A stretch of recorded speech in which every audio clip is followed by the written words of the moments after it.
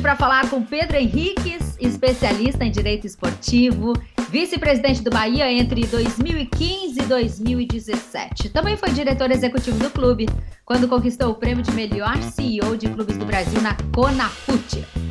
E tem uma novidade, viu? Tem um livro muito legal que ele vai mostrar pra gente, que fala de gestão, de profissionalização. Fica com a gente.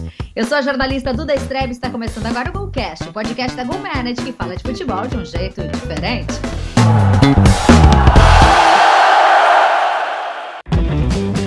Você sabia que a GolManage tem um curso para quem deseja ingressar no mercado da bola? É o Mídia da Vitória. Os jornalistas Norton Capel e José Pedro Villa-Lobos apresentam o papel estratégico da mídia num clube de futebol e como a comunicação exerce poder de influenciar comportamentos, decisões e sentimentos de torcedores e imprensa. Um excelente conteúdo para quem sonha em trabalhar no futebol além das 4 linhas. Acesse o link e garanta presença no Mídia da Vitória. Curso Mídia da Vitória, você já viu falar? Observa lá nas nossas redes da GolManage, tem tudinho para você. E aproveita o desconto promocional. Nesse mês de lançamento ainda tem, viu? Usa o cupom Mídia da Vitória e garante 50% de desconto no curso, combinado? Agora eu vou apresentar meu time. Deixa eu ver aqui, Norton Capel, essa é a figurinha repetida, né? Tá no curso Mídia da Vitória, tá aqui sempre o nosso GolCast. Zé Pedro Villa-Lobos, nosso diretor, hoje também aqui na linha de frente. Tudo bom, Zé? Tudo bem, Duda? Que maravilha! E claro, o nosso convidado, Pedro Henriques. Seja bem-vindo. Tudo bem com você, Pedro? Tudo bem, Duda? Prazer. Obrigado aí pelo convite. Boa. Saudações aí para você, para o Zé, para o Norton. Prazer estar aqui com vocês. Que legal. A gente quer saber se tu trouxe o livro, né? Gestão em Campo, lições na profissionalização do futebol. Mostra aí pra gente esse bebê. Pois é. Isso aqui foi demorou mais do que uma gestação para sair. Quem já publicou o livro sabe como é. Dá um trabalhinho, essa parte com editora, com publicação, todos os cuidados de revisão. Mas é uma experiência bacana, que todo mundo brinca, né? Que o homem, para ter uma vida completa, tem que ter filho, tem que plantar uma árvore, tem que escrever um livro. Pelo menos o livro já está feito.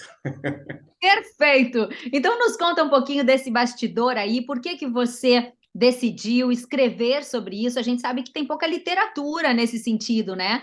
E que a gente ainda tem muito a aprender no que diz respeito à profissionalização. A gente ainda vê muita coisa amadora por aí. Então gostaria de te ouvir aí sobre essa ideia. Então, pois é, você foi no ponto certo.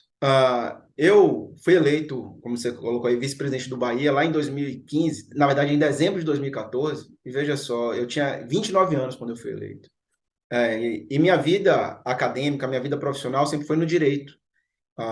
Foram circunstâncias que proporcionaram essa possibilidade de me envolver em gestão de futebol. O Bahia, algumas pessoas não sabem, ele passou por uma intervenção judicial em 2013, porque houve escândalos, desmandos, similar ao que aconteceu no Cruzeiro, que a gente viu recentemente, né?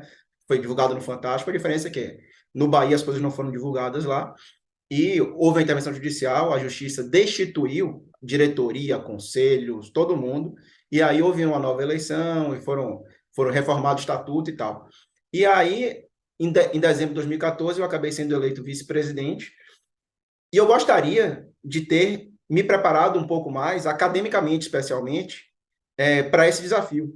Né? Eu tenho uma experiência de gestão, tenho meu negócio, tenho meu escritório de advocacia, tenho outros empreendimentos, mas o futebol, de fato, tem as suas peculiaridades.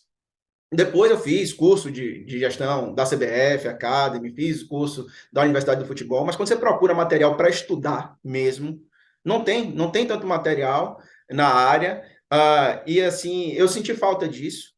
E eu quis escrever justamente porque eu achava que eram experiências que valiam a pena ser compartilhadas, até porque a gente percebe que nosso futebol é muito cíclico, né?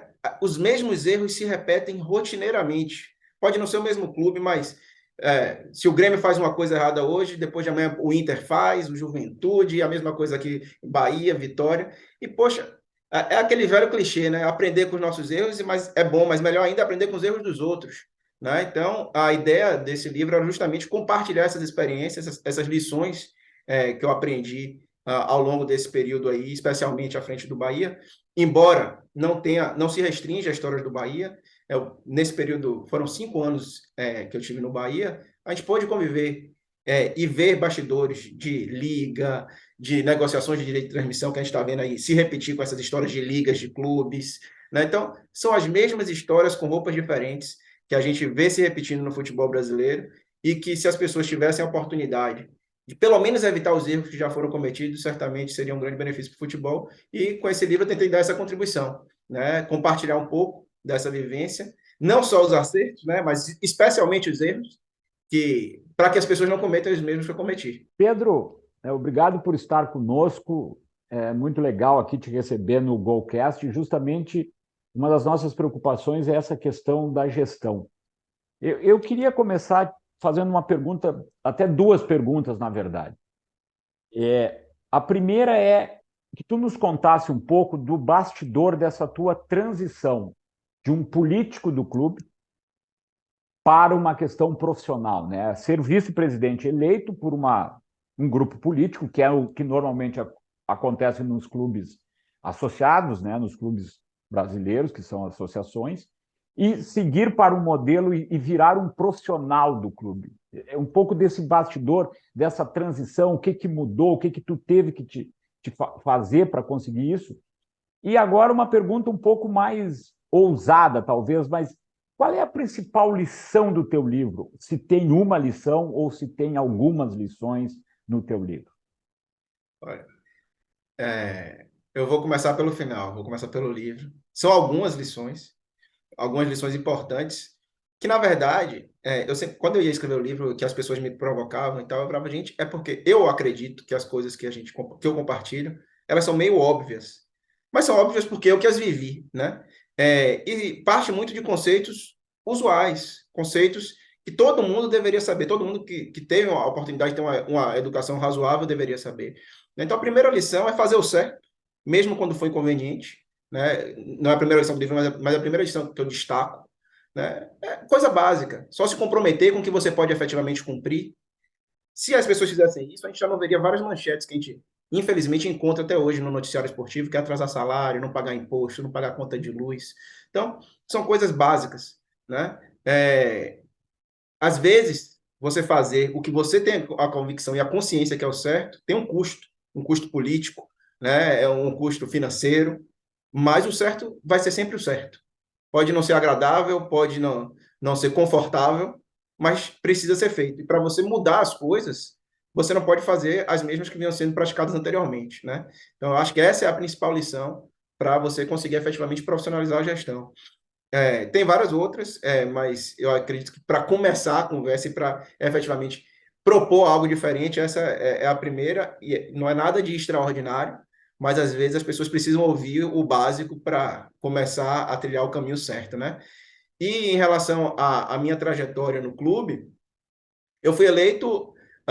O Bahia, quando eu fui eleito, ele já tinha um estatuto mais moderno do que a maioria dos clubes do Brasil, e isso proporcionava que só existissem 2 membros estatutários eleitos, ou seja, era só o presidente e o vice-presidente, não tem aquele comitê gestor, não sei quantos vice-presidentes, nada disso, eram só 2.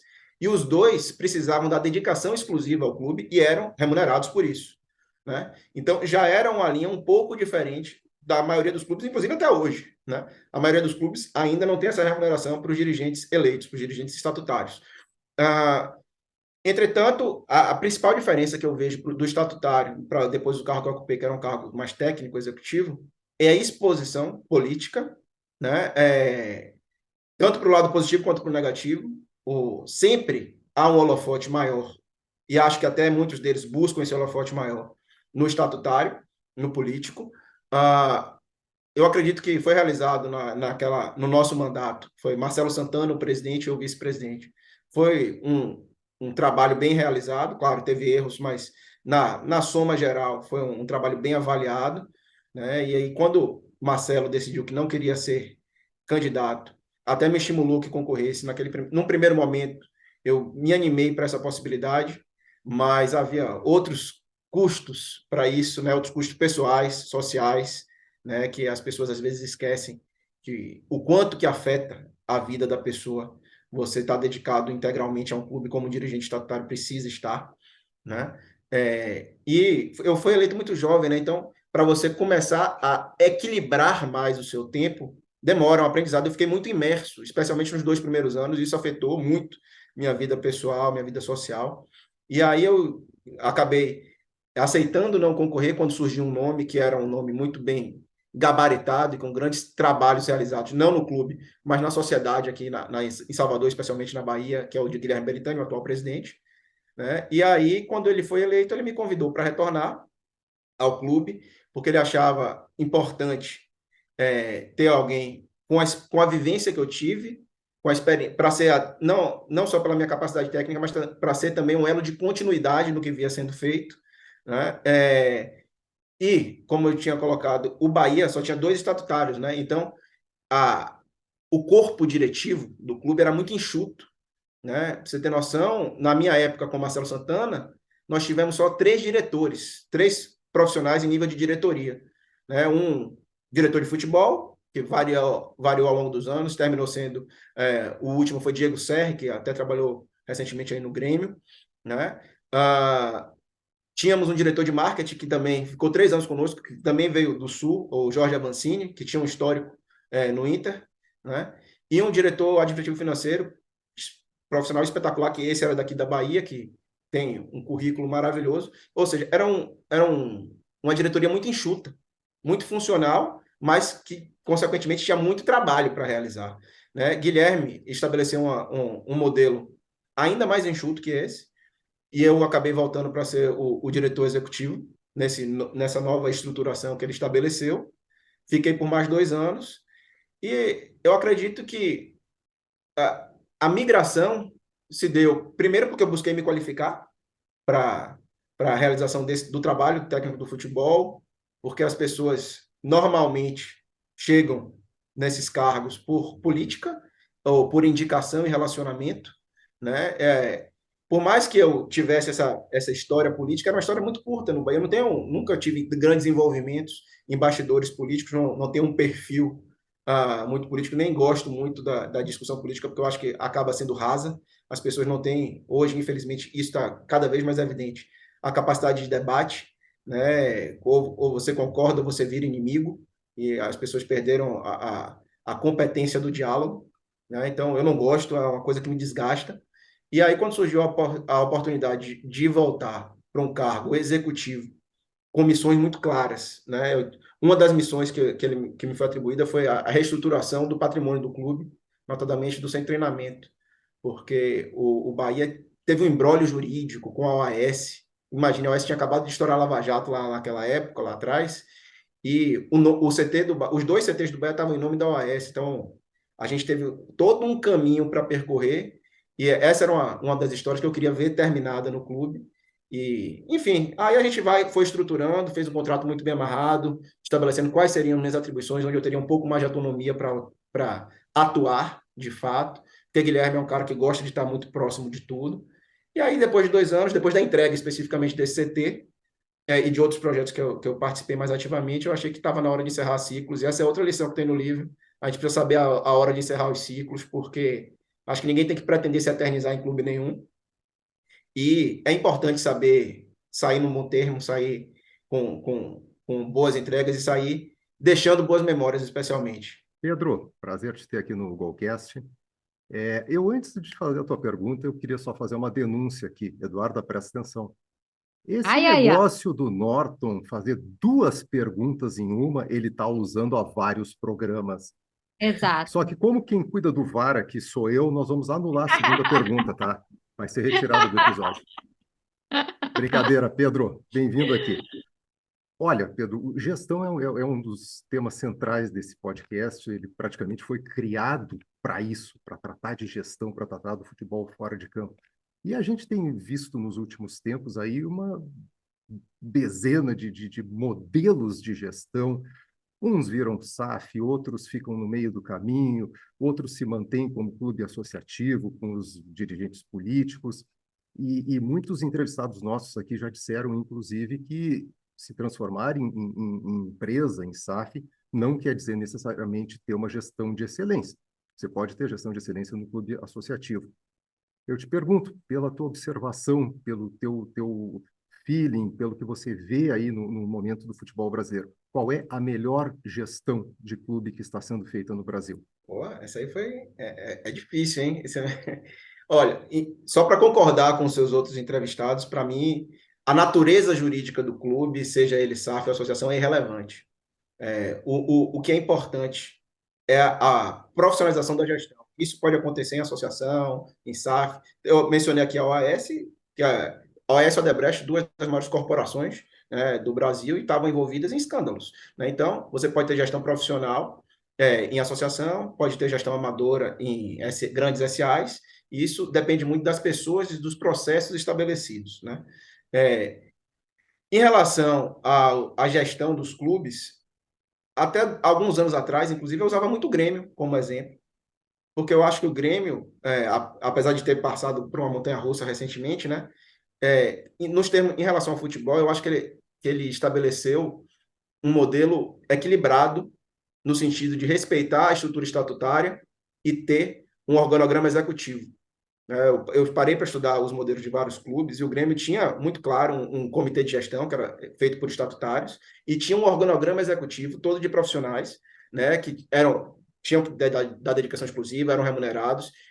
E isso, para mim, mostra que qualquer estrutura, qualquer clube associativo ou SAF pode se estruturar profissionalmente, né? Agora, para o Grêmio é o clube que melhor buscou esse equilíbrio, na minha concepção. Mas, em termos de execução prática, o Atlético Paranaense, para mim, é a prova de que qualquer trabalho consistente de longo prazo é capaz de mudar um clube de patamar no futebol brasileiro, né? O Atlético Paranaense, na década de 90, especialmente, que foi quando o Marcelo Petralha começou a trabalhar lá, não era nem o maior do Paraná, né? Estava atrás de Curitiba, que tinha sido campeão brasileiro ali em meados da década de 80.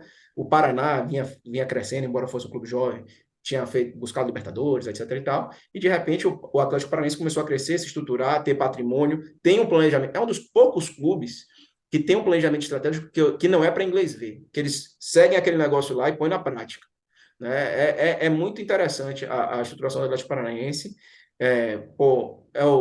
Até outro dia era o melhor estádio privado do Brasil. Hoje eu tenho dúvidas, eu acho que o Allianz especialmente já ultrapassou, mas é um baita estádio, tanto que na Copa de 14, quando a Espanha veio para cá, ficou aonde? No CT do Caju. Jogava onde? Na Arena da Baixada. Quer dizer, jogava não, né? Mas treinava.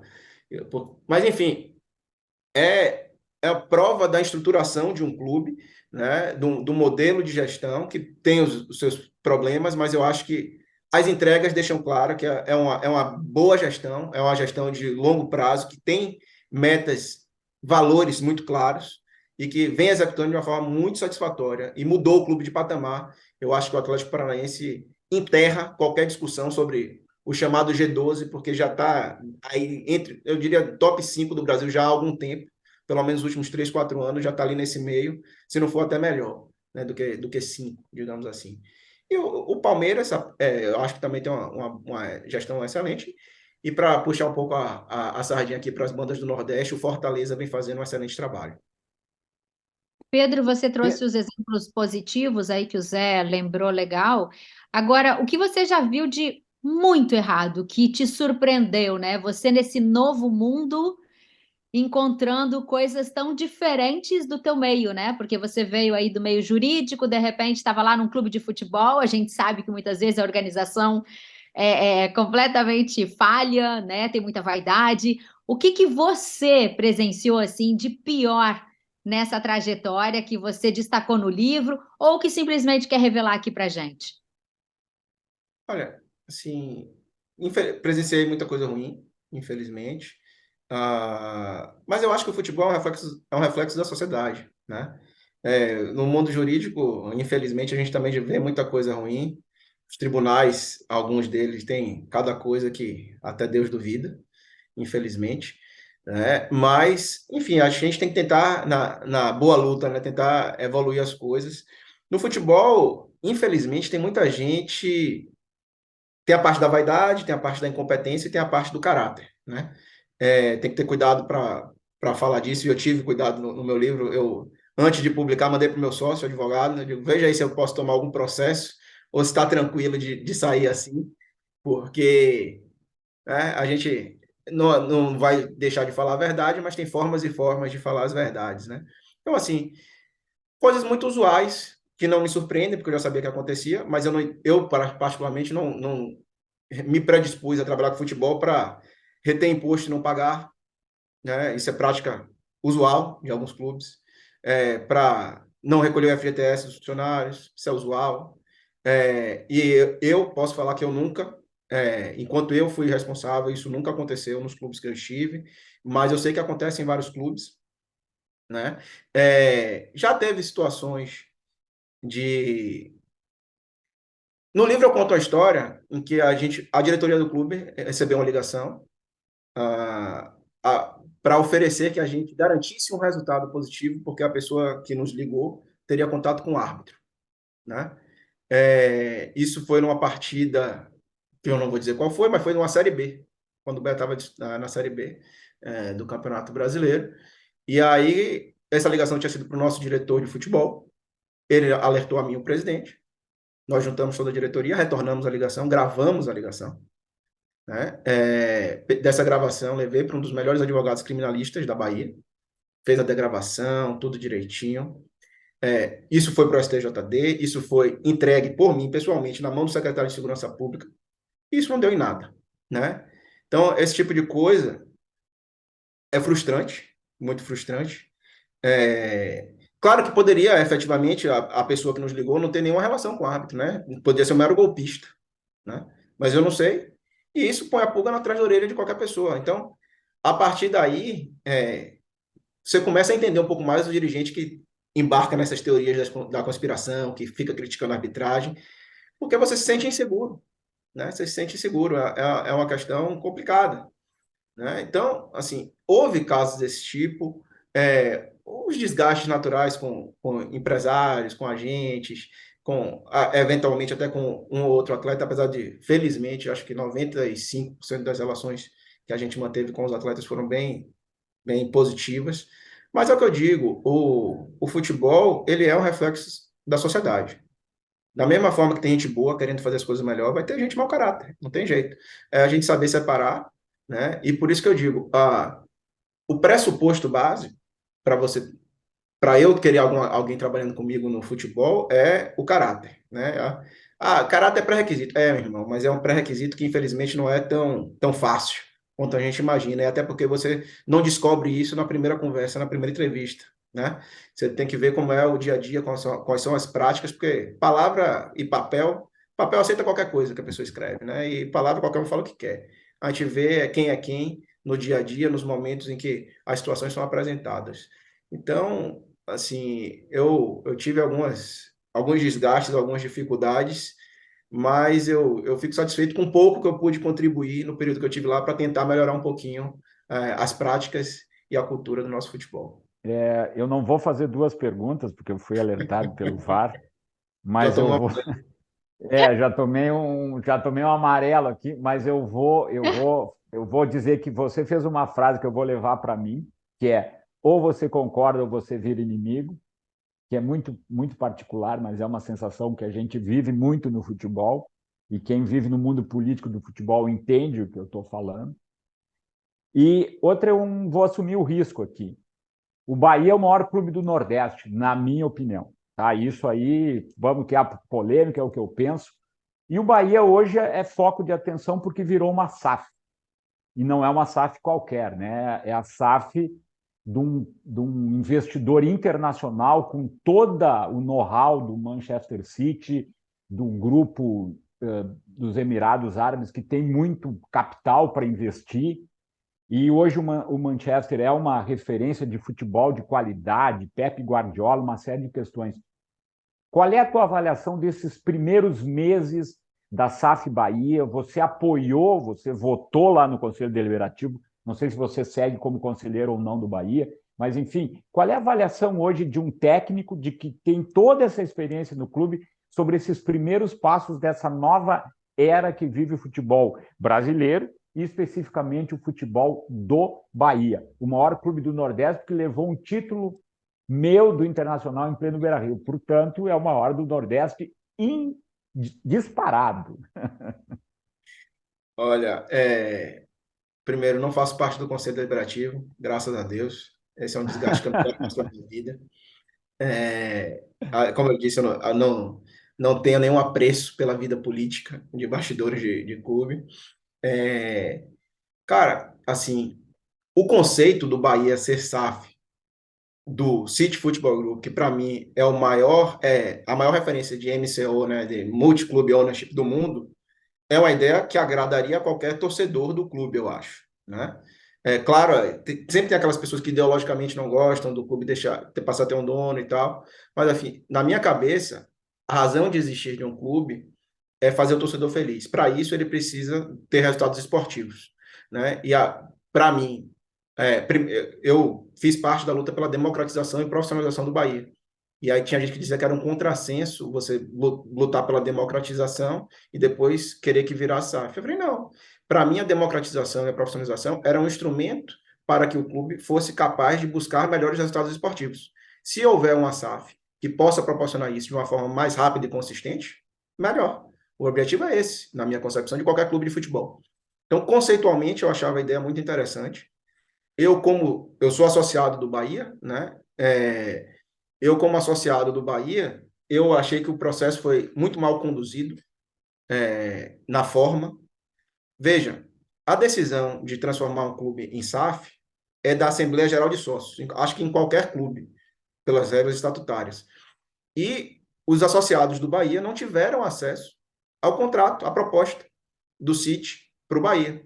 Então, as pessoas tiveram que votar em algo sem ver, apenas aceitando o relato que foi passado pela diretoria executiva e pelo Conselho Deliberativo. Com todo respeito, para mim, esse processo foi absolutamente mal conduzido, desrespeitou o estatuto e acabou sendo aprovado por 99% dos sócios, porque ninguém se opôs a isso, por tudo que isso acarretaria, por fazer parte do Grupo City, etc. e tal. Na minha concepção, foi mal conduzido e isso foi ignorado naquela velha história, os fins justificam os meios, etc. e tal. Então, assim, eu não me opus ao conceito e tive que confiar, e eu até na minha função de advogado, eu não passo procuração para ninguém que eu não conheça e não confie, e que eu não tenho acesso a exatamente o que é que vai ser feito. E nesse caso, foi o que a gente teve que fazer, porque não nos foi proporcionada a leitura do contrato para os sócios, e eu achei isso um equívoco muito grave, e inclusive acho que isso gera até o closing do negócio, né, uma grande segurança jurídica, na minha opinião. Entretanto, o City agrega muito valor, porque tem uma expertise de mercado, sabe fazer o negócio de futebol, né? Nas ligas em que se inseriu, vem tendo resultados positivos, de acordo com o que se propôs em cada uma delas. Então, era de se imaginar que aqui no Brasil não ia ser diferente, ainda mais porque o que se passou das informações, né, é que o Bahia seria o segundo clube na hierarquia do grupo, o que para mim é muito interessante diante de quem o grupo tem, né? O New York, enfim, para mim o New York seria o segundo depois do Manchester, né? Então a gente ultrapassaria o New York nessa escala. Já tinha o City Torque aqui na América do Sul, isso para mim era relevante também, porque amanhã pode ter dois clubes no Libertadores, a gente não sabe como vai ser a regulação da Conmebol, se o mesmo dono de dois clubes, se esses clubes vão poder disputar a mesma competição. Então, sendo o segundo, você ganha essa prioridade. Então, há essas nuancezinhas para serem estudadas. E o projeto esportivo começou muito mal, na minha concepção, mas é natural de qualquer processo de reformulação. O Bahia contratou, sei lá, duas dezenas de jogadores quase já, reestruturando todo um modelo que vinha sendo proposto, né? Mudou treinador também, o que já era imaginado, né? Mas começou de uma forma muito cambaleante. Eu achei que, no primeiro momento, especialmente, na primeira parte da janela, digamos assim, trouxe muitas apostas, e eu identifiquei muitas apostas que o Grupo City já tinha feito, que foram trazidas de volta porque ainda não tinham conseguido demonstrar todo o seu potencial na Europa, né? Foi o caso de Kaique, foi o caso de Diego Rosa, atletas mais jovens de base que foram adquiridos pelo grupo, Arthur Salles também, né? Aí são bases de, se eu não me engano, Fluminense, Vasco e Grêmio, né? Então, você vê esse perfil, eu não tenho absolutamente nada contra, já esperava que fosse acontecer. Mas quando você vai formar um elenco para disputar o Brasileirão, que para mim é a competição mais equilibrada do mundo, nesses alto nível, você não pode se basear apenas em apostas, você tem que buscar jogadores mais consolidados no mercado. E isso estava faltando, apesar de que agora, no final da janela, o Bahia buscou atletas com esse perfil e deu uma encorpada. Então, a expectativa é de que melhore, né, e que faça um Campeonato Brasileiro pelo menos estável para... Eu não acho que o Bahia vai ficar brigando por Libertadores nesse primeiro momento, mas se fizer uma campanha de meio de tabela para a primeira temporada do Grupo City, nesse Campeonato Brasileiro específico, que tende a ser um dos mais difíceis dos últimos anos, tem todos os clubes mais tradicionais disputando a Série A, eu acho que já seria um bom resultado para esse primeiro momento, porque a tendência de um projeto desse é médio e longo prazo, né? O que a gente imagina também do Red Bull, Bragantino e etc. Eu só queria fazer um comentário, porque vocês viram que o Pedro entrou forte na questão dentro de campo, né? O Pedro conhece. Tanto é que um amigo meu me alertou que ele fez um Twitter sobre o modelo de jogo do City que está sendo implementado no Bahia sem laterais. Então, o Pedro manda muito bem também de formatação tática, de ver jogo. Só queria estudar, deixar né? registrado. Mas joga alguma coisa? Treinador, você tem que ter base para poder discutir com ele, né? Mas joga alguma coisa, Norton, ou só Não, analisa mesmo? aí não sei. Eu O sei que joelho das não redes deixa mais, sociais. não. Mas já brincava.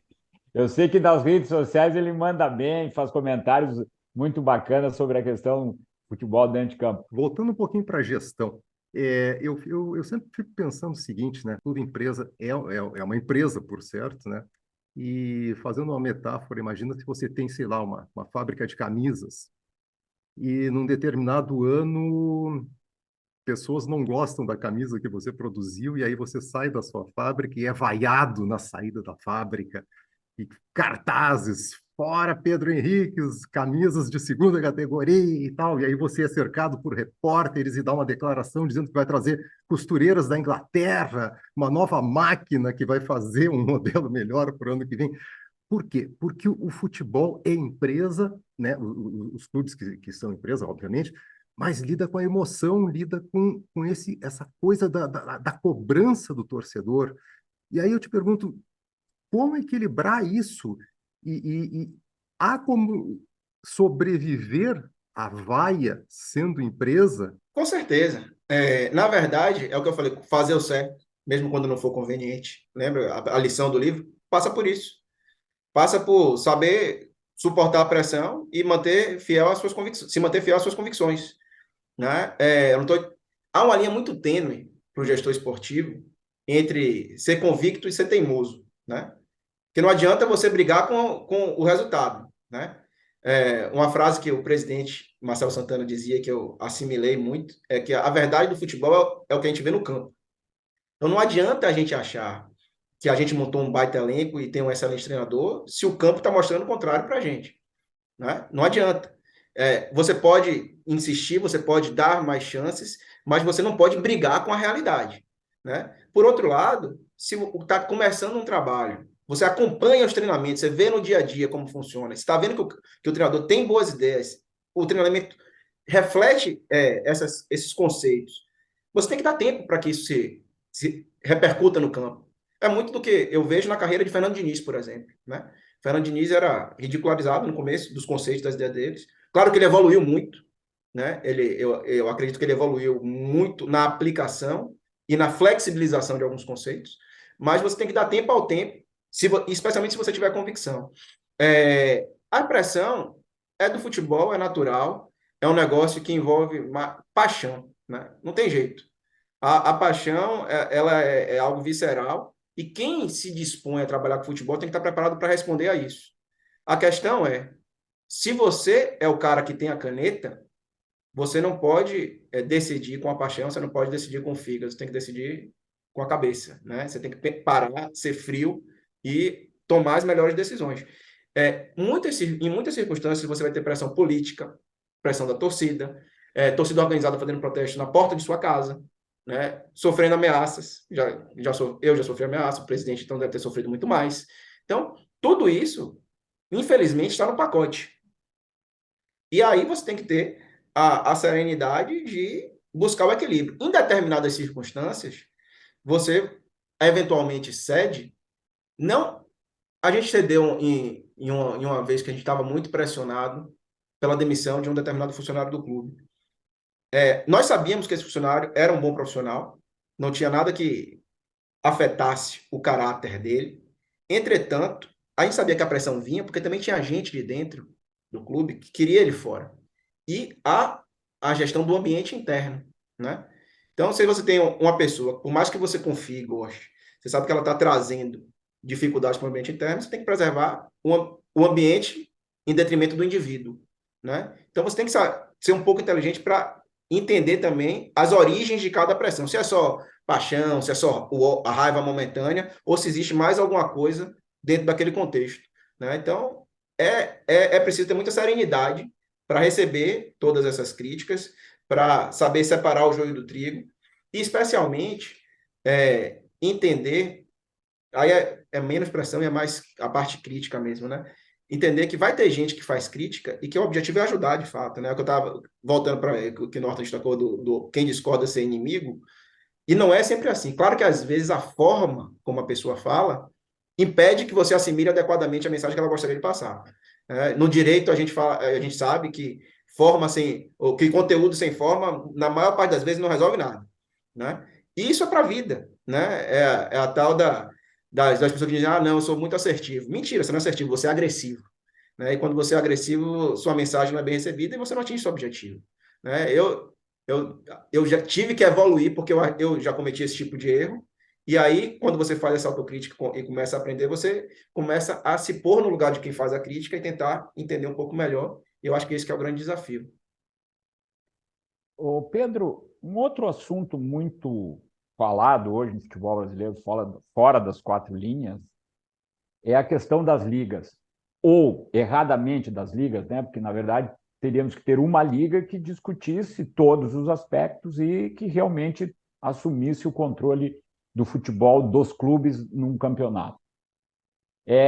Há uma série de informações, guerra de bastidores, brigas. Agora a própria presidente do Palmeiras abriu um enfrentamento direto com o Flamengo dentro da Libra, que é um dos grupos.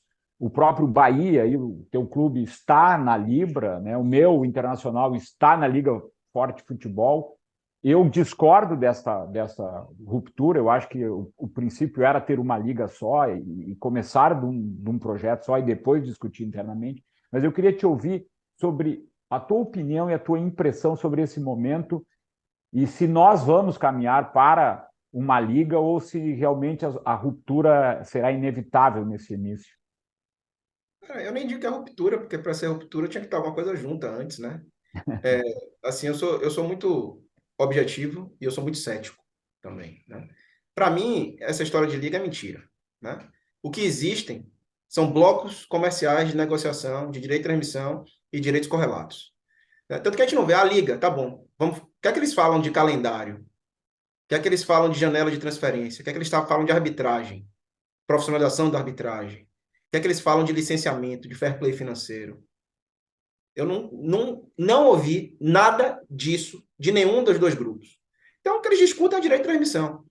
Para mim, o que está havendo é uma reedição do que aconteceu lá em 2016, na negociação que foi marcada pelos grupos que fecharam com a Turner e os grupos que fecharam com a Globo. É a mesma coisa com outra roupa.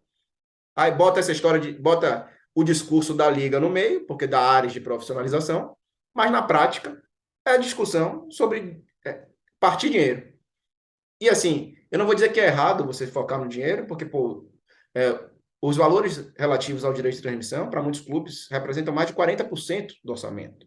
Então, é realmente muito importante, né? Mas o problema, na minha visão, é que a discussão está começando de trás para frente. Você está querendo saber quanto vai ganhar para partir da sua fatia para o bolo inteiro, quando, na verdade, você deveria estar preocupado em fazer o maior bolo possível para que sua fatia fosse maior no final das contas, né? E há diversas outras circunstâncias que envolvem esse momento. A gente agora tem a lei do mandante, que, para mim, é indiscutível que Flamengo e Corinthians, notadamente, são os clubes que tem maior capacidade de gerar receitas com esses direitos. Entretanto, a lei do mandante, na minha concepção, diminui bastante esse poderio deles. Por quê? Porque antes, quando os direitos eram compartilhados, um clube sozinho, ele acabava com 10% do campeonato. Porque ele tinha um jogo por rodada, né? Se fosse ele mandante ou visitante, se ele não entrasse no negócio, 10% a menos do campeonato seria transmitido. Fato. Agora, com a lei do mandante, não. Com a lei do mandante, esse poder dele cai para 19 jogos, dentre os 380 que tem na competição. Ou seja, cai pela metade. Então, assim, as garantias, os poderes, os benefícios deles são muito menores. Entretanto, é de se reconhecer que esses clubes têm realmente uma maior penetração, uma maior capacidade de gerar resultados financeiros nesse tipo de situação. Então, assim, eu vejo as discussões não tão diferentes. Você vê, porque o futebol forte quer que a diferença do que ganha mais para o que ganha menos seja 3,2, a Libra quer que seja 3,5, enfim, são minúcias. Eu acho que, conceitualmente, eu tendo a me aproximar mais do futebol forte, porque ele melhora a competitividade, e eu acho que melhorando a competitividade, você melhora o produto, consequentemente, você pode aumentar o valor desse produto, né? E a competitividade isso passa muito pela diferença entre quem ganha mais e quem ganha menos. Tem um vascaíno, se eu não me engano, eu vou procurar depois no Twitter aqui o arroba dele, que ele vem publicando, eu acho que ele é economista, engenheiro, alguma coisa assim, ele pegou todos os dados que saíram e vem publicando de clube a clube quais seriam as diferenças de faturamento na Libra, no futebol forte, e mostra se ele ganharia mais em valores gerais e como é que ele ficaria em termos de competitividade, como é que ele trata a competitividade. A diferença do clube para um adversário imaginário que ficasse em primeiro lugar. Porque, veja, não adianta você dizer, não, minha receita saiu de 50 milhões e foi para 100. Pô, bacana, dobrou, né? Mas se a sua saia de 50 e foi para 100, e a de seu adversário direto, que era 100, foi para 350, o ganho competitivo foi dele. Para você, piorou muito a situação. Porque, no final do dia, o futebol é uma competição financeira. Tende a ir melhor, desde que todos tenham eficiência similar, quem tiver mais dinheiro, né? Então, assim, eu acho que a discussão vai morrer nisso, vai morrer na parte de direitos de transmissão e penduricalhos, né? São apostas, placas, e tudo isso. A gente vai deixar a oportunidade passar de novo para tratar o futebol como produto propriamente, né? E aí você vê que a CBF vai ocupando esse espaço.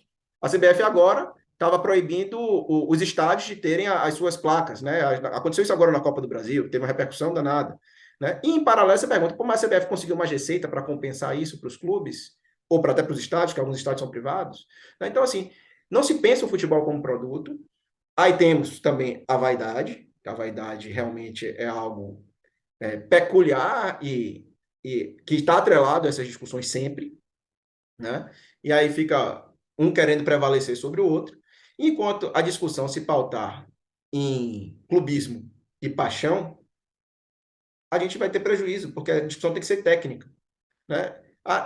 Eu acho que tem que ser 10% para a Série B, eu acho que tem que ser 15%. Eu não quero achar. Eu quero que você me mostre o estudo de quem já fez, ou me mostre o estudo de quem entende do negócio, e no médio e no longo prazo, demonstre quem vai gerar maior valor para a competição. Achismo. O problema hoje das pessoas não saberem discutir é isso. Todo mundo quer achar alguma coisa. E você não tem que achar nada. Ou você sabe ou você não sabe. O que tu acha, Zé Pedro? Eu acho que é aquilo que a gente defende aqui, né? Basear-se em fatos e dados, não em vozes da minha cabeça, né? E que, infelizmente, é o que a gente vê em vários clubes. Gestões personalistas, não que no futebol, no clube empresa não exista o personalismo, né? Mas o personalismo parece que aí ele está um pouco mais encaixotado, ele tem que se ater a questões que são justamente de gestão profissional, ele tem que entregar resultado, ele tem que demonstrar que tem desempenho. Então, é a grande questão, realmente parar de achar as coisas e ler, estudar, se concentrar, entender e aí fazer a melhor escolha e livre, inclusive, de paixão, né? Que é uma coisa que a gente discute. Eu brinco muito com o Norton aqui internamente, a questão dessa escolha de Liga Forte, futebol e Libra, isso tá, como a gente chama aqui no Rio Grande do Sul, está grenalizado. Está granalizado. Parece que bastou um escolher uma coisa para o outro escolher a outra. E dentro do clube é a mesma coisa. Parece que são inimigos de morte, né?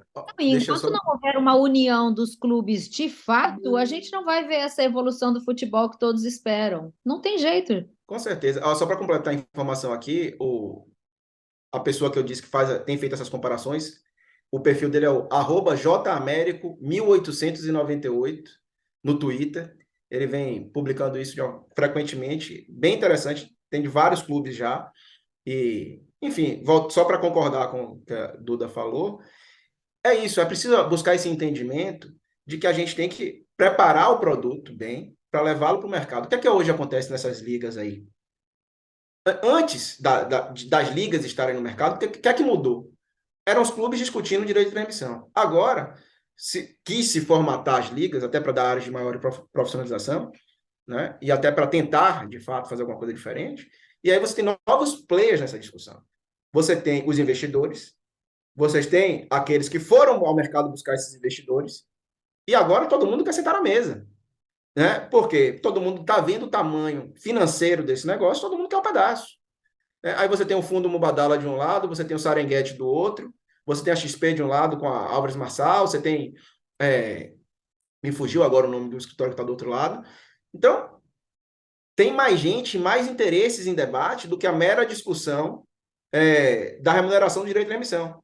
Porque aí um fundo já diz, eu não sento com outro, ou digo, eu posso sentar, a gente vai ceder. Então, você aumentou a quantidade de players, aumentou a tensão e não trouxe solução diferente.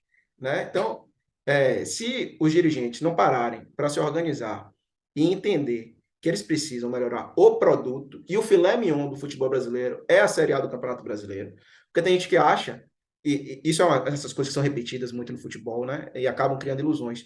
A competição que mais paga no Brasil é a Copa do Brasil. Mentira! A Copa do Brasil não paga mais do que o Campeonato Brasileiro, em hipótese alguma. É porque o prêmio da Copa do Brasil é gigante.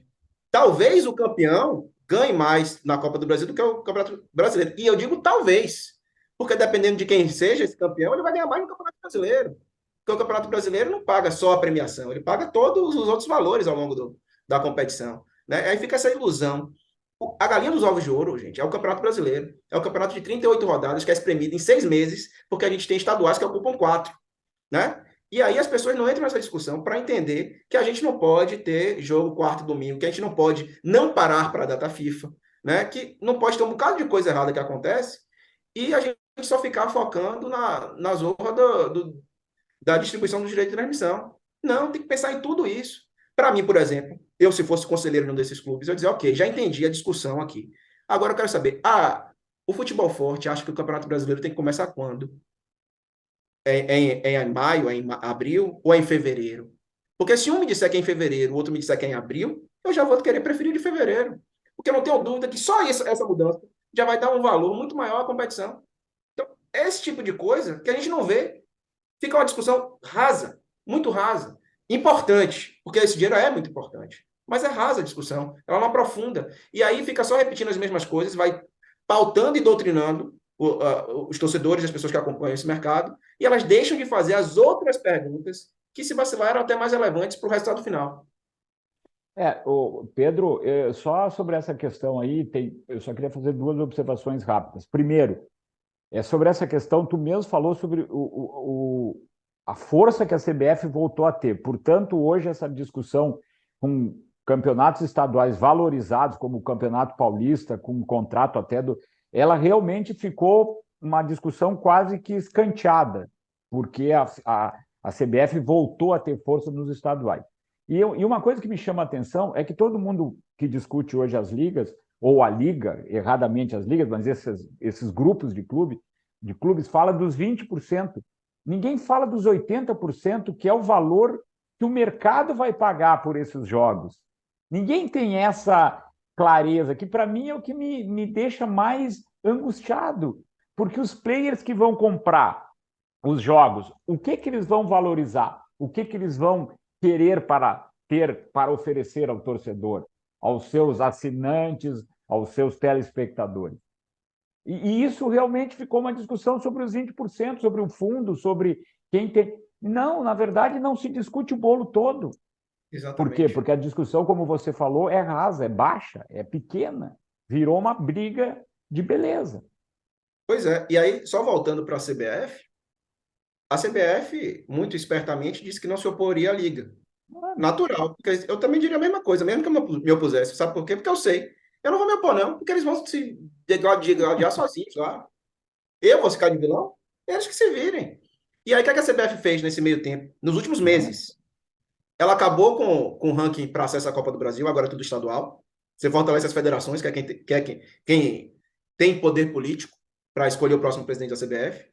Agora, recentemente, determinou a contabilização do acesso do sócio-torcedor no estádio, como no mínimo valor de meia entrada. Isso contabilmente vai dar um baque gigantesco para os clubes. E qual a consequência disso? Duas. Primeiro, você vai ter que, ao contabilizar o acesso do sócio-torcedor no estádio por um valor mais elevado, você aumenta a sua carga tributária, de um lado, e você aumenta o que você tem que pagar no borderô para as federações, de outro lado. E para quem sobra essa conta? Para o próprio clube e, eventualmente, para o sócio-torcedor. Porque o clube pode não querer arcar com esse prejuízo sozinho. Quer dizer, olha aí como é que está sendo pensado o nosso futebol. É por aí? Qual é o grande benefício dessas escolhas? Quem está ganhando com isso? São os clubes? Não são. São os torcedores? Acredito também que não. Então, quem é que está pensando nisso, gente? Ah, o futebol é um produto da indústria do entretenimento. Aonde? Aqui, no Brasil? Quem é que pensa nisso? Quais são? A gente tem 3 jogos importantes no mesmo horário. Você quer ver um Grenal e um Bavi no Campeonato Brasileiro, eventualmente. O Bavi não, porque agora o Vitória está na Série B, mas se fosse, os dois num domingo, 4 horas da tarde. Tá errado. Não é assim que se vende, não é assim que se consome. O cara que é apaixonado de futebol vai querer ver os 2 jogos. Né? Então, isso precisa melhorar, isso precisa ser pensado, tem que ser pensado no mercado externo. E aí eu tenho que dar a mão à palmatória. Isso vem melhorando um pouco, né? Mas bem pouco ainda.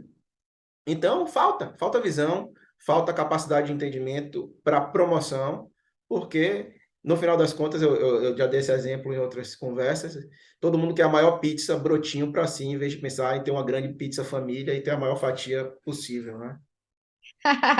Me deu até fome agora. Pedro Henrique, quero saber se você é sem filtro assim no livro também, porque Tá? você mostrou Com muita certeza. personalidade aqui, muito bacana. Eu sou assim na vida, normalmente. Eu acho que a gente tem que falar. Esse é o grande problema das pessoas, né? Serem muito melindradas, né? Eu acho que comunicação é fundamental para que as pessoas saibam quem é você, até para saber se querem se relacionar com você ou não, né?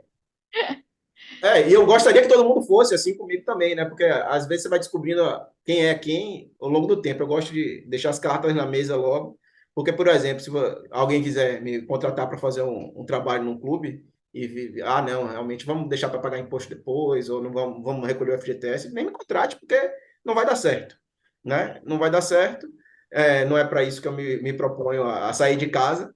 Então, acho que a gente tem que ser sem filtros. É o que eu falei, né? Não confundir agressividade com assertividade. São coisas Perfeito. que a falta de maturidade faz muita gente dar umas patinadas por aí. E nós, jornalistas, adoramos essa parte da comunicação, super importante, muito bacana mesmo. Quer fazer um servicinho aí do livro antes da gente encerrar esse bate-papo aí? Onde a gente encontra, qual é o valor? Conta pra gente, pessoal que ficou interessado aí nessa experiência compartilhada do Pedro. Ó, gente, o livro ele está disponível em quase todas as plataformas digitais, está na Amazon, está no site da editora que chama Apres, né? Apres.com.br, está na Amazon, está no Google, que me fugiu agora de livros. Tem a versão física, que é a que eu gosto mais. Eu gosto de folhear meus livros, gosto de ler, eventualmente grifar, mas tem no Kindle também. Se eu não- O valor dele físico, se eu não me engano, tá R$ 55. No Eu Kindle, eu vi, acho eu colei, 55, isso aí. no Kindle tá 33, se eu não me engano, alguma coisa assim. Enfim, tem todas as minhas redes sociais, os links dessas várias plataformas. Minhas redes sociais são todas de Twitter, Instagram, LinkedIn, @P. Henriques Neto. Henriques com S no final mesmo, é sobrenome. e Neta com 2 T's, também é sobrenome, então eu sou um homem dos sobrenomes diferentes. Então tá lá em minhas redes sociais. Adquiram, acho que tem boas histórias, tem alguns bastidores bem interessantes. Um dos bastidores que eu conto aqui é da negociação dos direitos de transmissão de 2016, que foi a última janela, né? Era a negociação na época com a Globo e Turner, representada pelo Esporte Interativo. É o que eu digo, o futuro repete o passado, tem coisas que a gente vê que estão se repetindo claramente. A briga que o Cruzeiro está tendo com o Mineirão, a gente teve aqui com a Fonte Nova, muito similar, muito similar. Então, para quem acompanha o futebol de uma forma mais ampla, não fica só no seu clube, você vai ver que algumas histórias que tem aqui, certamente, podem até ser do seu clube, que eu cito alguns outros clubes, mas se não são, podem se aplicar a ele. E foi uma experiência bacana, foi gostoso de escrever também. Sem filtro e ótimo vendedor. Adorei a propaganda. Arrasou demais, Pedro. Que legal de ter aqui com a gente. Parabéns aí pelo teu trabalho, viu? Muito bacana mesmo, né, Norton? Muito legal, uma conversa muito bacana, com uma frase que eu vou levar agora aqui para minhas conversas futuras aqui. Repete para a gente. Ou você concorda, ou você vira inimigo. Muito legal, gente. Obrigada, Pedro. Esse é o nosso GoCast, o podcast da Go Manage, que fala de futebol de um jeito diferente. Já se inscreveu no nosso canal? Estamos no YouTube como GoCast Go Manage. Toda terça tem um episódio novinho para você. Então, bora lá, bora, se inscreve e acompanha nosso trabalho. Um beijo, a gente se vê.